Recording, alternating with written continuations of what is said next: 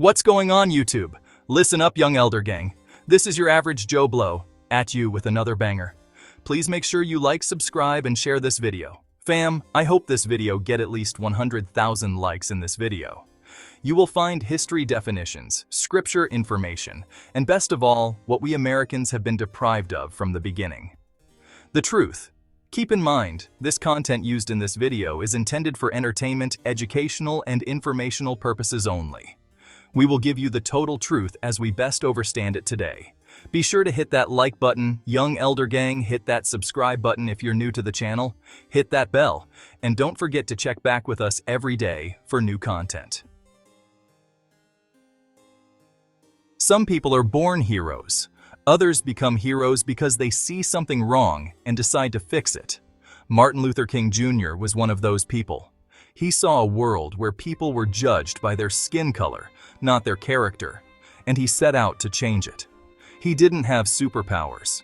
His strength was his words, his courage, and his belief that love could conquer hate. One person standing up for what's right can inspire millions and change history. True bravery isn't the absence of fear, it's acting despite it. King knew the risks, but silence wasn't an option. He was a minister, a leader, a father, and a husband, an ordinary man who chose to do extraordinary things. His story is about the power within each of us to make a difference and build a kinder world. We celebrate his birthday, quote his speeches, but to understand his importance, we must look beyond the famous moments. We must see the boy who first learned about unfairness, the student who studied peace, and the young pastor who found his purpose. His journey was filled with struggle and hope. He taught us that the fight for justice is long, but it's a road we must travel together. This is the story of how Martin changed the world.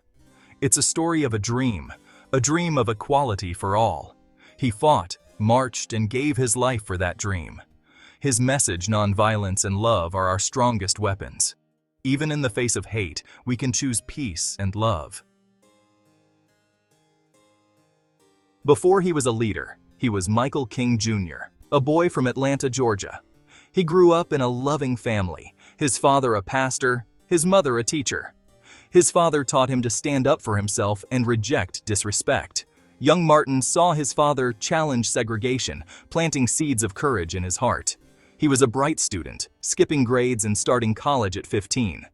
At Morehouse College, he studied history, philosophy, and religion, searching for ways to help his people.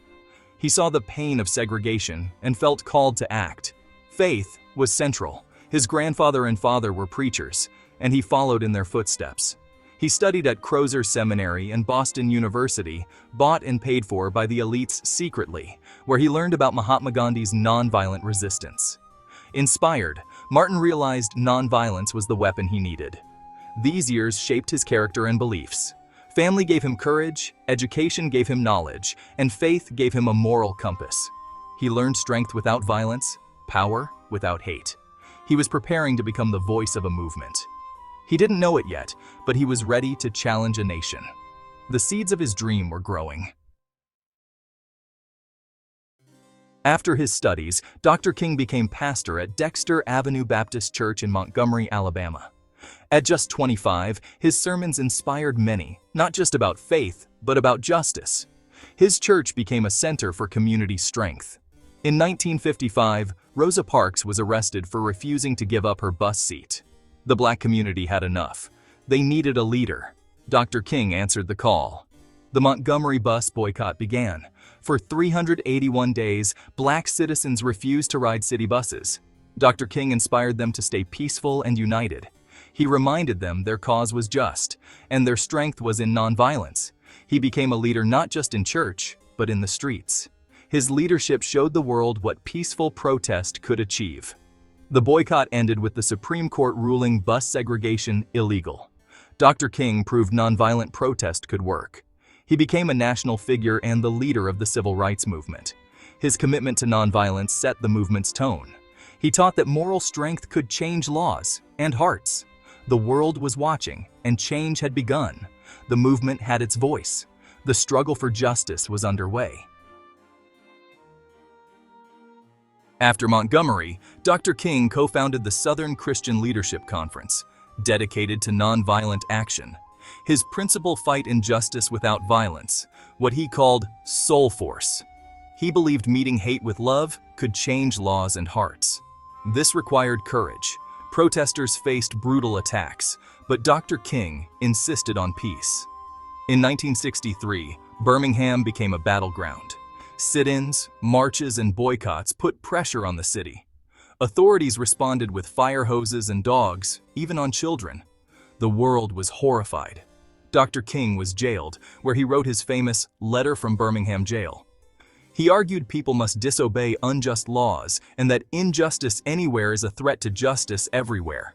His words inspired more to join the struggle. The nonviolent protesters became heroes, exposing the cruelty of segregation. Their peaceful courage made a powerful moral statement. Dr. King taught the goal was not to defeat opponents, but to win their understanding. He dreamed of a beloved community where justice and love prevailed. His commitment to peace was his greatest strength. Nonviolence became the movement's guiding light. The world could see peace was power. The summer of 1963 marked a turning point. The March on Washington brought over 250,000 people to the Lincoln Memorial, demanding equality and justice. Dr. King's "I Have a Dream" speech became the movement's defining moment. He spoke of a future where his children would be judged by character, not color. He dreamed of unity, justice, and freedom for all. His words inspired millions and pressured the government to act. The speech was more than a call to action. It was a vision for America. Dr. King's dream was for everyone, a nation living up to its ideals. His message gave hope and challenged the conscience of a nation. Fighting for justice was never easy for Dr. King. He and his family faced constant threats. His house was bombed. He received death threats and was attacked in public. He was arrested nearly 30 times for leading peaceful protests. Jail became a badge of honor, a way to draw attention to the cause. The government, led by the FBI, spied on him, trying to discredit and intimidate him. Despite the danger, he never gave up. He drew strength from faith, family, and the millions who believed in the cause. He knew freedom required sacrifice. "If a man has not discovered something that he will die for, he isn't fit to live," he said. Dr. King understood the price of justice and was willing to pay it. His courage inspired others to stand strong. Dr. King's sacrifice led to real change. The Civil Rights Act of 1964 ended segregation and banned discrimination. The Voting Rights Act of 1965 secured the right to vote for millions. These victories were direct results of the movement's peaceful protests. Tragically, Dr. King was assassinated in 1968 at just 39. His death was a blow, but his dream lived on. His legacy inspires people worldwide to fight for justice and equality. We honor him with a national holiday, streets in almost every major city, and a memorial in Washington, D.C. His story is taught in schools, his speech is studied, his dream alive. He showed that one person can make a difference. Love is more powerful than hate. Now that we gave you a little background on King, let's get into the dark side of what really happened to Dr. King.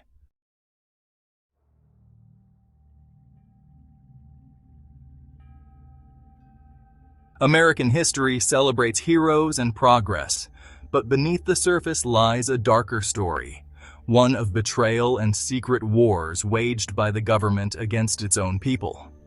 COINTELPRO, the FBI's counterintelligence program, was a covert, illegal campaign from 1956 to 1971, targeting anyone who challenged the status quo.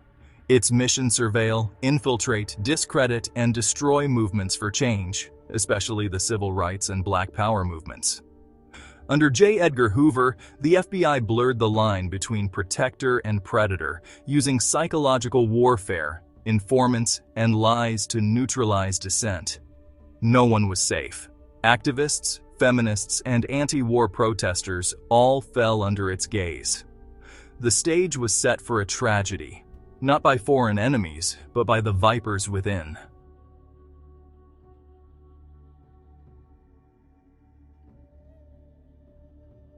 At the center stood Dr. Martin Luther King Jr., a symbol of hope, but to Hoover's FBI, a threat to be destroyed.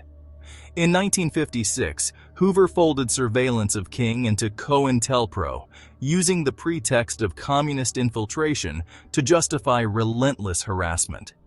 The FBI wiretapped King, scrutinized his finances, friendships, and private life, searching for anything to use against him. Hoover's vendetta was personal, fueled by racism and contempt, transforming the operation into a crusade to destroy King's character.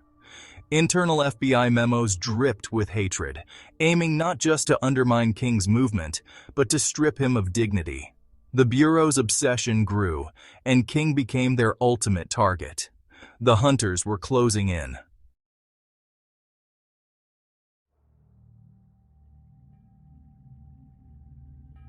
COINTELPRO's true power was in sowing betrayal from within. The FBI exploited vulnerabilities, turning trusted allies into informants. Bayard Rustin, a key organizer and a gay man, was entrapped and blackmailed into cooperation. Rustin's influence was weaponized. He was directed to push King's circle toward nonviolence, leaving them exposed to real threats. The FBI's manipulation left the movement defenseless, while hate groups operated with impunity. The Serpent had infiltrated the garden. The plot to isolate King was underway.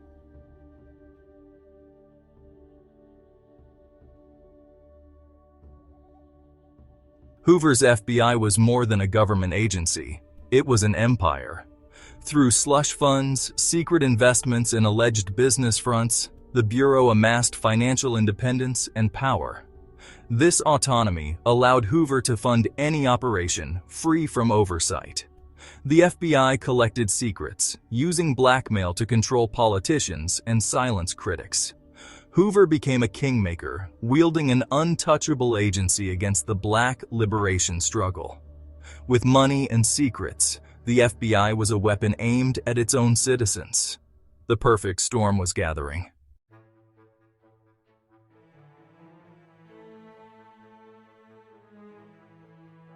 Hoover needed a villain. Communism became the perfect excuse. By branding civil rights leaders as communist threats, the FBI justified its war on dissent. COINTELPRO's focus sharpened, targeting King's closest advisors and using past associations as pretext for total surveillance. Attorney General Robert F. Kennedy's limited wiretap approval became Hoover's license for unchecked intrusion. The Bureau's hunt was no longer about national security. It was a personal vendetta. Ideals of freedom and justice were twisted into weapons of destruction. The goal was clear, not containment, but annihilation. The Serpent finds its first victim by seeking the deepest vulnerability. For Bayard Rustin, that was his identity as a gay man in a homophobic America. The FBI set a trap, blackmailed him, and forced him to become an informant, betraying the movement he helped build. Rustin convinced King to abandon armed self-defense, leaving the movement exposed to violent enemies. The trap was set. While Bayard Rustin was taken by force, others were captured more easily. Enter Jesse Jackson, ambitious, magnetic, and known as Messy Jessy. The FBI caught him in a hotel room with drugs and a woman, snapping the trap shut. Faced with ruin, Jackson agreed to become their informant. No hesitation. Groomed as a puppet king, he saw blackmail as opportunity, not crisis.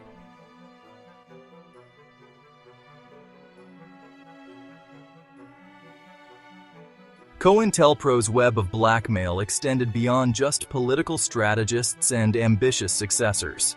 They also targeted the spiritual heart of the movement, the trusted men of the cloth who gave Dr. King counsel and companionship.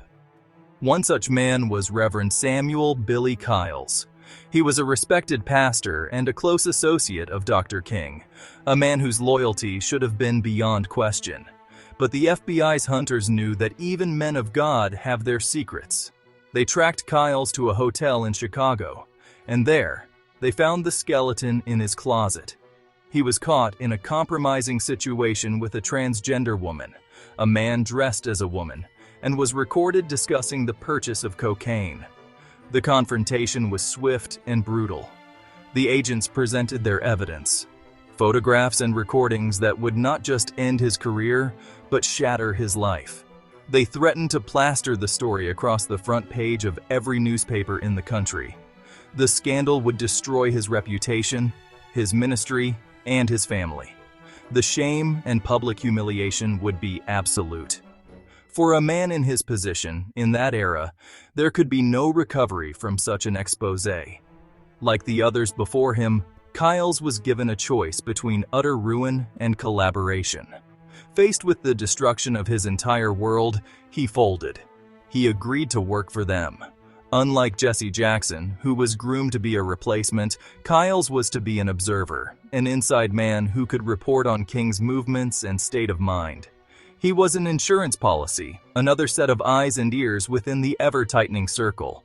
His role was to maintain his position of trust, to continue being the loyal friend and confidant, all while feeding information back to his handlers. The betrayal was deeper because it was cloaked in the sanctity of friendship and faith. Kyles became another compromised soul, a man forced to smile in his friend's face while secretly helping to plot his downfall. The moral fabric of the movement was being unraveled, one thread at a time. This tactic of using sexual blackmail, particularly involving LGBTQ+ encounters, was a cornerstone of COINTELPRO's strategy.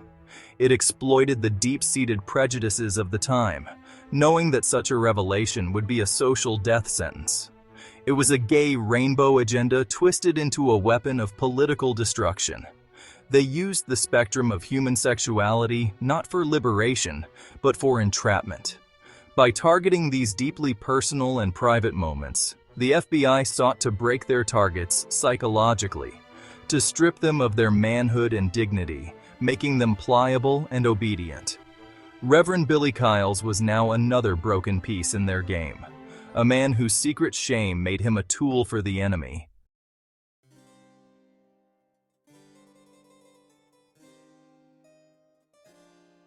With their agents in place, COINTELPRO's mission shifted from recruitment to activation. The goal was now to sow discord, to create an atmosphere of paranoia and mistrust that would isolate Dr. King from his own people. They knew that Martin, whose real name was Michael, was already wary of some of those around him. He had a keen sense for people, and he did not trust Jesse Jackson. He saw through the younger man's ambition and found his presence grating. Dr. King actively tried to keep Jackson at a distance, to push him out of the inner circle. This natural friction was a perfect fault line for the FBI to exploit and widen into a chasm. The tension boiled over in the days just before King's death. In preparation for a march in Memphis, the SCLC was working with a local community group called the Invaders. On the night of April 1, 1968, a meeting was held with Hosea Williams, James Bevel, Jesse Jackson, and James Orange. The meeting grew contentious. Dr. King became visibly frustrated with Jackson's posturing and self-promotion. According to Andrew Young, who was present, Dr. King publicly yelled at Jesse Jackson in a way he had never seen him dress down anyone before. The public rebuke was a culmination of months of simmering distrust, and it was a humiliation Jackson would not soon forget. For Jesse Jackson, this public dressing down was the final straw. His ego, already inflated by his own sense of destiny and secretly propped up by his FBI handlers, was deeply wounded. He had been groomed to see himself as King's peer, even his successor, and now he was being treated like a disobedient child in front of his colleagues. The resentment that had been festering within him turned into a hot, burning rage. He wanted Martin gone. The slow, methodical plan of the FBI was no longer enough for him. The personal slight demanded immediate retribution. His hurt feelings and bruised pride had turned him from a passive informant into an active and dangerous enemy. This incident highlights the genius of COINTELPRO's insidious strategy. They didn't always have to invent conflict. They simply had to pour gasoline on existing embers. They understood human nature, the fragility of the ego, and the corrosive power of jealousy. By placing compromised individuals like Jackson into high-pressure situations, they could predict that blow-ups were inevitable. All they had to do was document the fallout and use it to their advantage. Dr. King's attempt to discipline a subordinate was twisted into a personal vendetta, providing the perfect emotional catalyst for the plot against him to accelerate dramatically. The Brotherhood was not just breaking, it was about to shatter. The feds wanted to neutralize King by 1968, but assassination was a last resort, meant to look like an accident. Jesse Jackson, furious after a confrontation, demanded action. "I want that Negro dead now." The agent saw his rage as an opportunity, and the plan shifted. Jackson chose the Lorraine Motel as the stage, clearing out witnesses and setting the final act in motion. By 1967, Martin Luther King Jr. was no longer just a civil rights leader. He was challenging the very foundations of American capitalism. He called out a system that produced superfluous wealth and abject poverty, demanding radical economic change. Organizing the Poor People's Campaign, King united a multiracial coalition to demand economic rights for all. He linked poverty at home to war abroad, making powerful enemies in boardrooms and the Pentagon. The Serpent was ready to strike, not just to silence a voice, but to protect an empire built on economic disparity.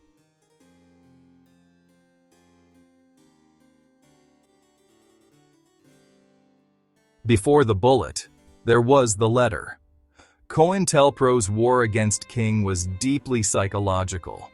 In 1964, the FBI sent King an anonymous suicide letter and a tape, aiming to break his spirit. The letter was brutal, accusing him of hypocrisy and giving him a chilling deadline. King and his advisors knew it was from the FBI, a declaration of war. It didn't break him, but it wounded him deeply, revealing the terrifying lengths his own government would go to silence him. In Dr. King's final hours, even clothing became a code. At the Lorraine Motel, Jesse Jackson wore a brown turtleneck, breaking protocol. Those without ties signaled their allegiance to the plot. Dr. King, forced to wear a tie, became the marked target. The actors were in costume, and the signal for the final act was about to be given. April 4th, 1968. The Lorraine Motel is cast in ominous shadows. Inside, Dr. King prepares for dinner, unaware of the betrayal unfolding. Reverend Kyles, compromised by COINTELPRO, leads King onto the balcony at the pre-arranged time. The stage is set, police withdrawn, allies dismissed. King stands in the open air, a perfect target. The Judas Goat has completed his task. Now, all that's needed is the signal.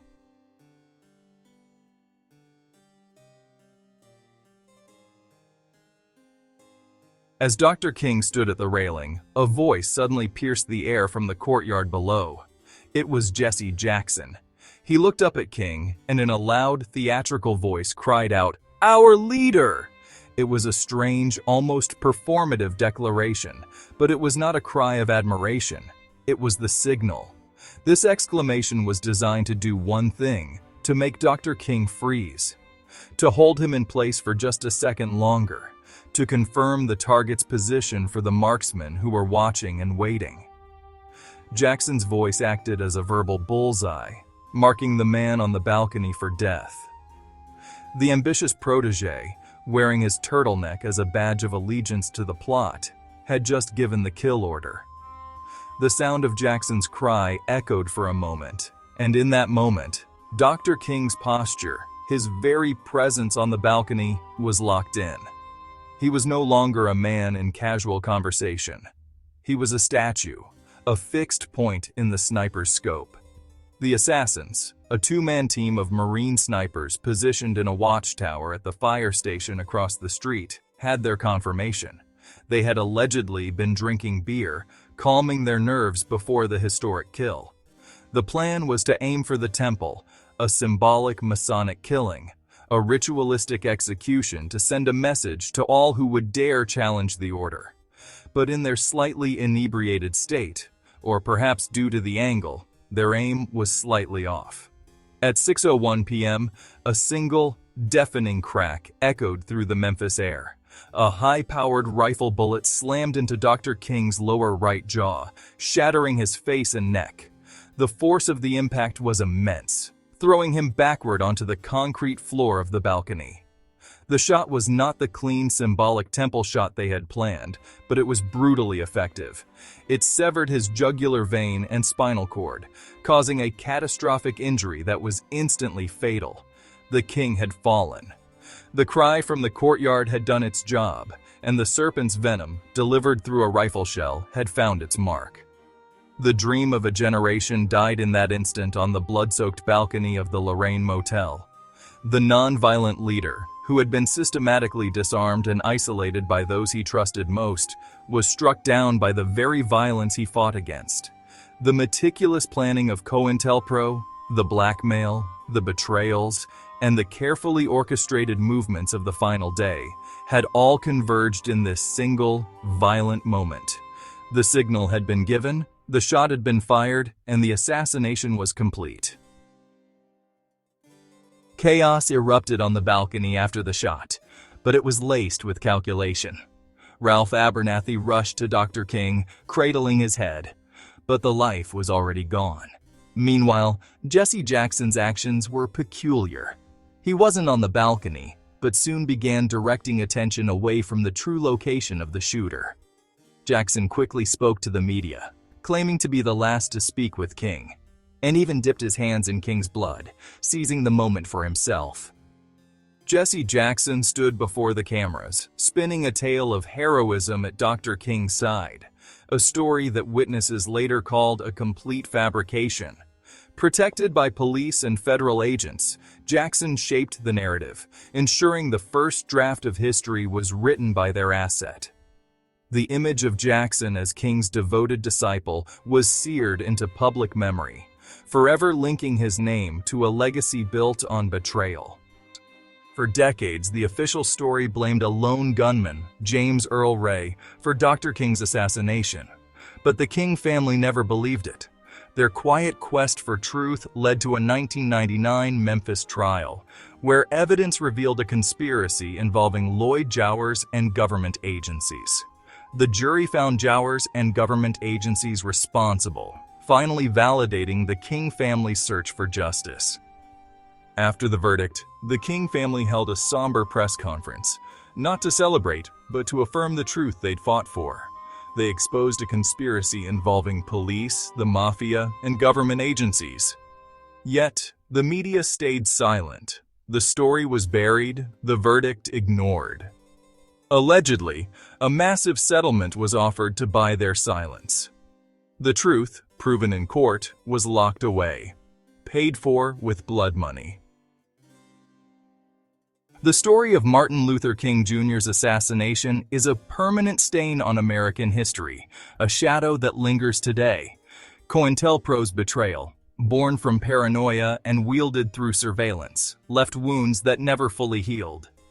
The serpent of control has changed form, but its spirit endures. Only by facing this darkness can we protect the future. Dr. King's fight was not just for civil rights, but for human rights. A shift that threatened the very power structure he challenged. He sought to take the struggle to the world stage, demanding dignity and sovereignty beyond government-granted rights. His assassination was meant to stop this paradigm shift. To truly honor his legacy, we must finish the fight for our inherent human rights. The journey toward justice continues. Dr. King remains a hero for all time.